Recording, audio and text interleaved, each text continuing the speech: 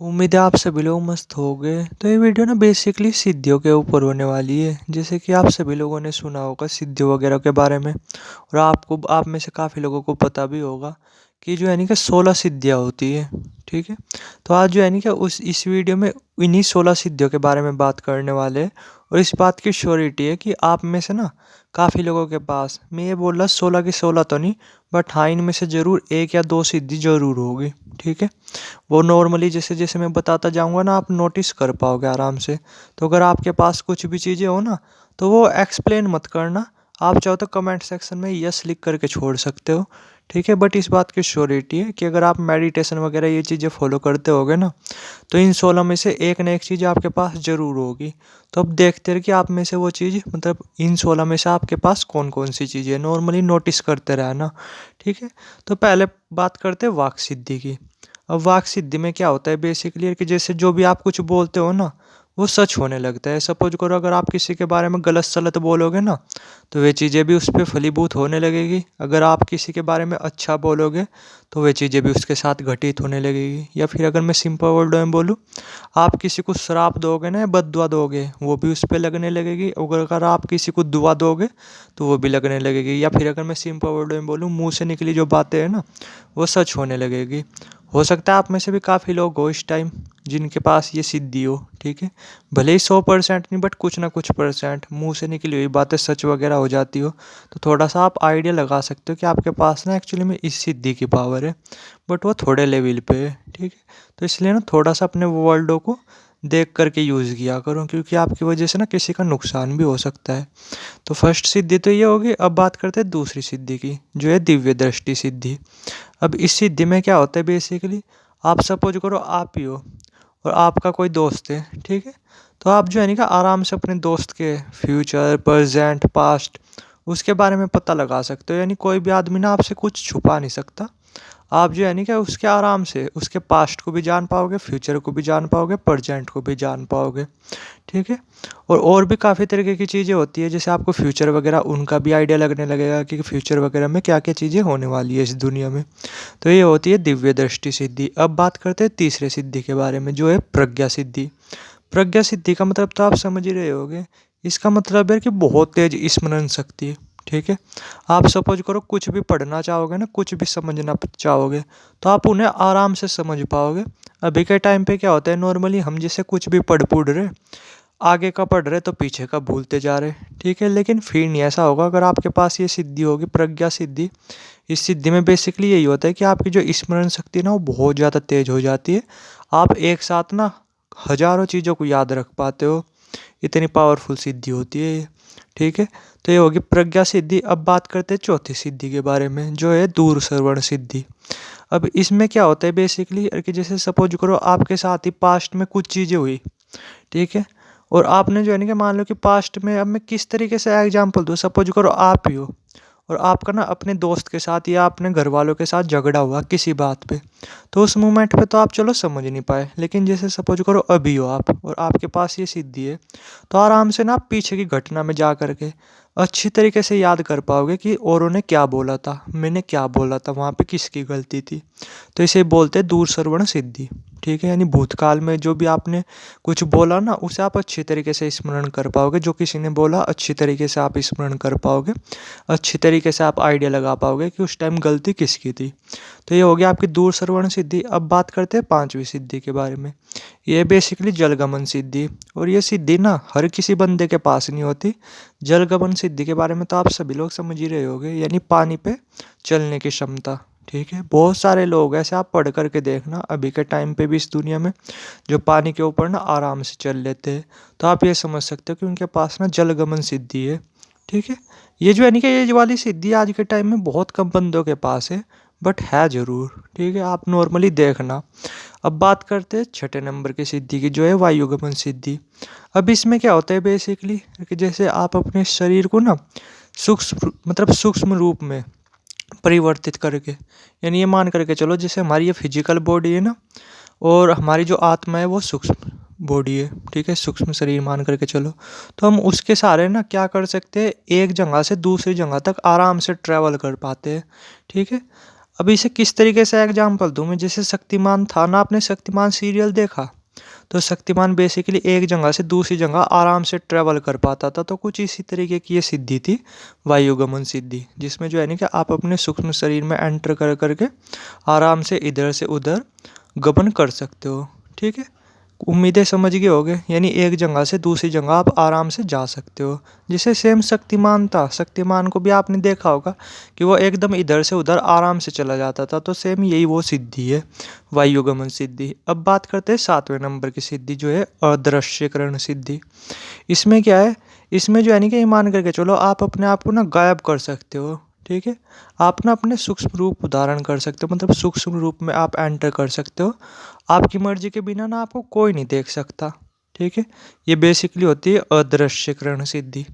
ये भी मेरे ख्याल से आज के टाइम में कुछ % लोगों के पास होगी, अदृश्यकरण सिद्धि, जिसमें जो है नहीं कि वे आराम से गायब हो जाते होंगे और जिस पर्सन को चाहे उस पर्सन को दिखते होंगे, जिस पर्सन को ना चाहे तो वे उन्हें उनकी मर्जी के बिना देख नहीं पाता होगा। तो ये होती है अदृश्यकरण सिद्धि। ठीक है, अब बात करते हैं 8वें नंबर की सिद्धि की, जो है बेसिकली विशोका सिद्धि। विशोका सिद्धि का मतलब आप समझ रहे हैं, जैसे एक टाइम पे आप यहाँ पे कुछ हो रहे हो और दूसरे टाइम पे आप कहीं पे कुछ हो रहे हो। अब मैं थोड़ा सा किस तरीके से एग्जाम्पल दूँ, सपोज करो मैं शक्तिमान का ही एग्जाम्पल दे रहा, नहीं शक्तिमान का ठीक नहीं, किसी और चीज़ का आप एग्जाम्पल समझ लो। चलो मैं आपको एक एग्जाम्पल दे रहा कि सपोज करो आप हो, आप एक टाइम पे ना दो जगह हो सकते हो। जैसे एक टाइम पे आप अपने कॉलेज में भी हो सकते हो, एक टाइम पे आप अपने घर में भी हो सकते हो, सेम उसी टाइम पे।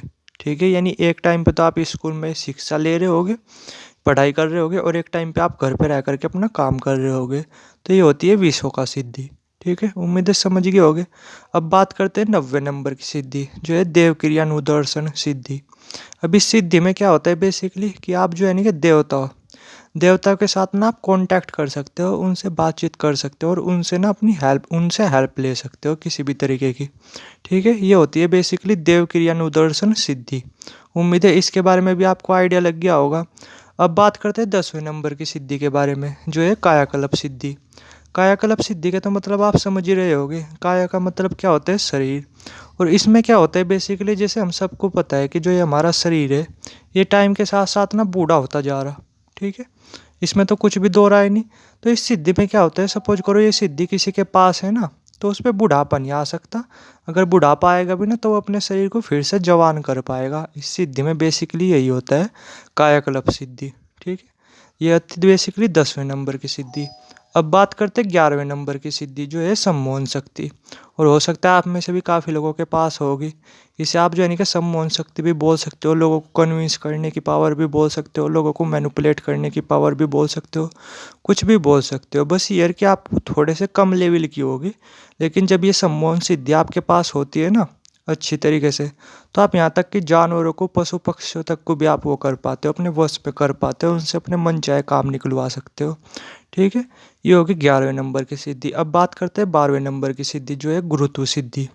अब गुरुत्व सिद्धि का तो मतलब आप समझ ही रहे होगे, यानी ये मान करके चलो और कि जैसे जो है ना कि आप अपने अंदर इतना ज्ञान बटोर पाओगे कि यार आप आराम से लोगों को ज्ञान दे सको। ठीक है, या ये मान करके चलो और कि ज्ञान का भंडार बन जाओगे आप। और जिस तरीके से मतलब श्री कृष्ण भगवान थे ना, जिन्होंने दुनिया को ज्ञान दिया था, मतलब जो उन्हें जो है ना कि जगत गुरु के नाम से भी जाना जाता है, तो सेम वैसे ही बन जाओगे आप। यानी आपके पास ना हर प्रॉब्लम का सॉल्यूशन होगा, इतना ज्ञान आपके पास आने लगेगा। ठीक है, ये हो गया 12वें नंबर की सिद्धि, जिसे गुरुत्व सिद्धि बोल सकते हो। अब बात करते हैं 13वें नंबर की सिद्धि, जो कि है पूर्ण पुरुषत्व सिद्धि। ठीक है, अब इस सिद्धि में बेसिकली क्या होता है कि आपके अंदर ना अद्वितीय पराक्रम और निडर हो जाओगे आप। ठीक है, यानी आप बलवान भी हो जाओगे और बहुत ज़्यादा निडर भी हो जाओगे, जैसे बजरंगबली थे। ठीक है, आप जो है नहीं कि डर आपके कोसों मतलब कोसों दूर रहेगा, डर आपसे। डर जो है नहीं कि आपके पास आपको छू भी नहीं पाएगा अगर आपके पास ये वाली सिद्धि होगी, पूर्ण पुरुषत्व सिद्धि।